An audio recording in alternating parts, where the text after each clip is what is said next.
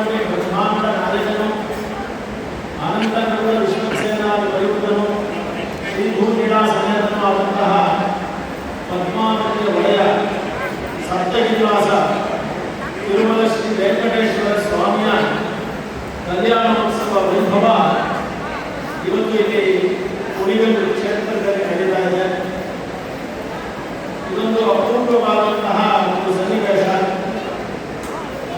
ಸಾಮಾನ್ಯವಾಗಿ ಮನುಷ್ಯರಿಗೆಲ್ಲ ಮದುವೆ ಮಾಡುವಾಗ ದೇಶ ಕಾಲ ವರ್ತಮಾನ ಮುಹೂರ್ತ ಇತ್ಯಾದಿಗಳನ್ನೆಲ್ಲ ನೋಡುವಂತಹ ಅಭ್ಯಾಸ ಉಂಟು.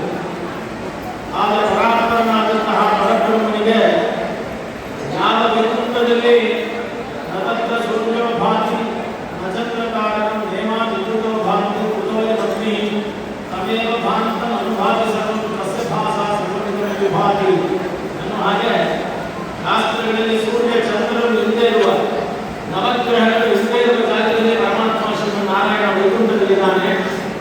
ಅವನಿಂದಲೇ ಸೃಷ್ಟಿಯಾಗಿರೋದು.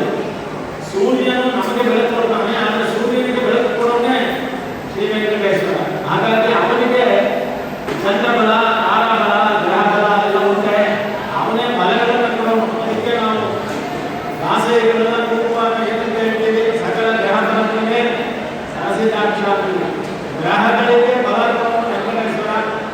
ಆದ್ದರಿಂದ ಇವತ್ತು ಈ ಕುಣಿಗಲ್ ಕ್ಷೇತ್ರದಲ್ಲಿ ನಿತ್ಯ ಕಲ್ಯಾಣದಲ್ಲಿ ಆಸಕ್ತನಾಗಿರುವ ಪರಮಾತ್ಮ ಶ್ರೀ ವೆಂಕಟೇಶ್ವರ ಸ್ವಾಮಿಯವರಿಗೆ ಇವತ್ತು ಕಲ್ಯಾಣೋತ್ಸವ ಆರಂಭವಾಗ್ತಾ ಇದೆ.